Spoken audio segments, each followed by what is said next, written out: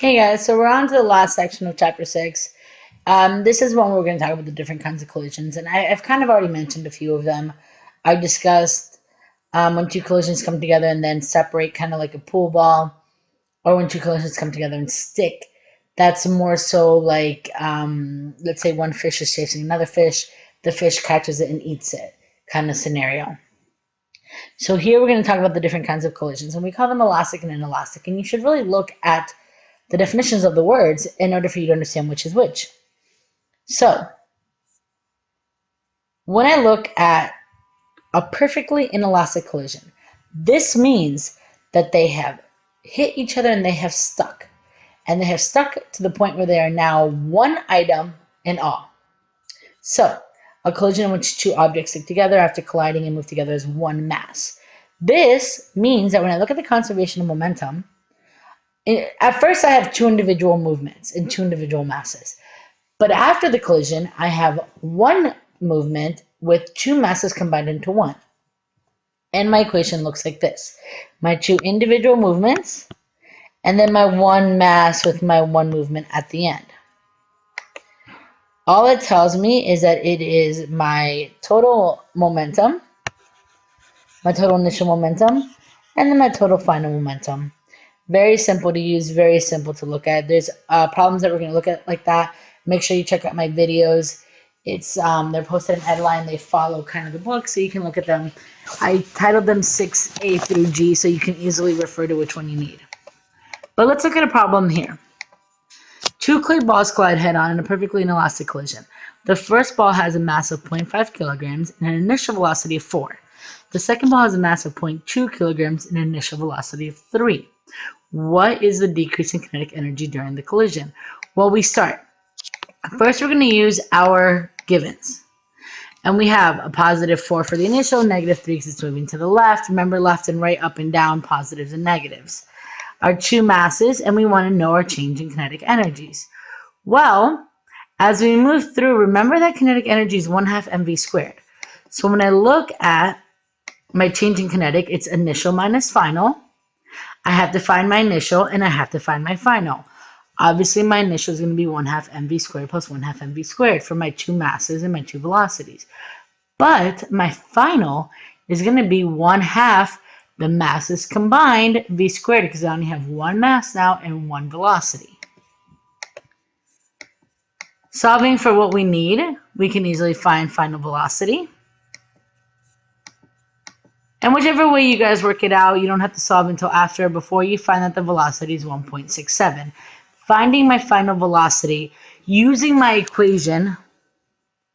Remember that this equation here is derived from m1v1 initial plus m2v2 initial equals my two masses times my final. Okay, seeing that that's where that comes from, I then go ahead and find my final velocity. And now that I found my final velocity, I can move on and try to find my kinetics. Now, I know that my kinetic energy initial is going to, I already had everything for that anyways. My initial velocities, my initial masses. My final is not going to have my final velocity in it. And my change in kinetic energy is going to be kinetic energy final minus kinetic energy initial, which equals 1.05 minus 5.12, which is a negative 4.07. That is with inelastic, very simple to use, nothing too complicated. Make sure you guys practice your problems and use your equations for that one. Then we're going to move into elastic. So your choice is to either pause right now and go practice, or finish the section and then go do it all at once. Elastic collisions. As we go through elastic collisions, this means that they did not stick together. Now, kinetic energy and momentum are still conserved, but now we have two initial velocities and we'll have two final velocities.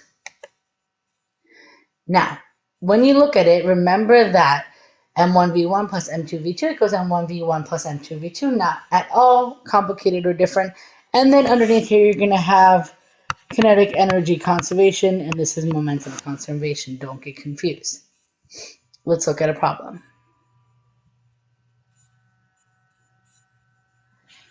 A 0.15 kilogram marble moving to the right at 0.225 meters per second makes an elastic head-on collision with 0.03 kilogram shooter marble moving to the left at 0.18. That's a lot of words. You guys have to break it down piece by piece. So I'm trying to find. Here's marble 1, weight and speed. Then I can look at marble 2, weight and speed. Make sure you take into consideration right and left. After the collision, the smaller marble, now I know that my smaller marble was what I had highlighted in yellow. No. Sorry, my smaller marble is what I had highlighted in aqua. The smaller marble moves to the left. So this is my final velocity. And if neither of them rotates before or after the collision, then both marbles are moving on a frictional surface. What is the velocity of the... I highlighted incorrectly. Okay, so I was correct. My original marble was in yellow. Okay, sorry. What is the velocity of the 0.03 kilogram marble? As I move through, guys, it's the same thing. We have our givens. Remember, positive or negative over here only has to do with to the right or to the left. And my unknowns, and this is a visualization of what's going on. You move through, you find everything that you need to find. They rearrange, you don't have to rearrange, you can do it whichever way you want. And we get that it has a final velocity of 9.0 times 10 to the negative 2 to the right. Remember that at the end of the day, as soon as you get the final velocity, you can always go and get your kinetic energy. So now let's look at the different kinds of kinetic energies.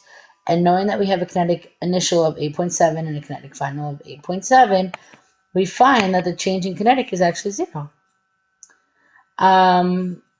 When you guys look at these final multiple choice questions, I want you guys to kind of review together what it is. So let's look at them.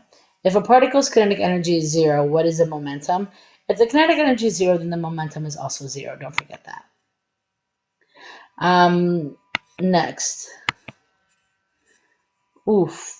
These are all messed up, but that's okay. The vector below represents the momentum of a car traveling along a road. The car strikes another car which is at rest, and the result is inelastic. Which of the following, well, the answer is already highlighted, which is J, but which of the following collisions of the first car after the collision? It's going to continue in the same way, but of course it's going to lower because it's carrying more mass now. What is the momentum of a 0.148 kilogram baseball thrown with a velocity of 35 towards home plate? Go ahead and do the calculations, guys. And you will find that the momentum, remember what momentum is, mass times velocity, that our momentum is C. Sorry, clicked a little fast there. After being struck by a bowling ball, 1.5 kilogram bowling pin slides to the right at 3.0 meters per second and collides head on with another 1.5 kilogram bowling pin initially at rest. What is the final velocity of the second pin if the first pin moves to the right? 0.5 meters per second after the collision. Go ahead and do everything that we know. We have initial, we have final. We find our final velocity, and that is 2.5 to the right. What is the final velocity of the second pin if the first pin stops moving when it hits the second pin? So now we have that our final velocity of the first pin is 0. And now we refined, and we get that it's 3.0 to the right. For given momentum, if the net force that is applied to the object increases, what happens to the time? Guys, remember that as force increases, time has to decrease. Remember what I said with the trucks, the brick, and the hay. Which equation expresses the law of conservation of momentum? At this point, guys, you really should know this. And two shuffleboard discs of equal mass, one of which is orange and one of which is yellow, are involved in an elastic collision. The yellow disc is initially at rest and is struck by the orange disc, which is moving initially to the right at 5. After the collision, the orange disc is at rest. What is the velocity? So my final is 0. For the orange disc, I go in and do my whole equation, and I find that the answer is J. Use the information below to answer questions 9 and 10. What is the large bead's velocity after the collision? Go ahead and read it, guys. Pause the video, do your math. Once you're done, you will find that the answer is C. And what is the total kinetic energy of the system?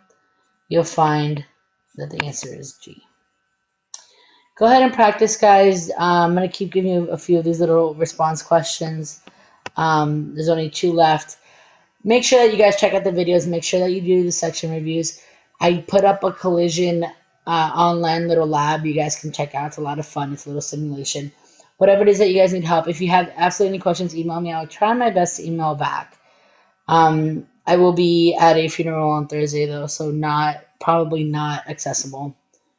Have a great weekend. Try your best, and I'll see you guys on Monday. Don't forget that you guys have a summative assessment on this at the end of next week, but we'll go over it all on Monday and Tuesday. You guys should have more than enough time to ask all your questions. This is the end of the chapter. See you guys soon.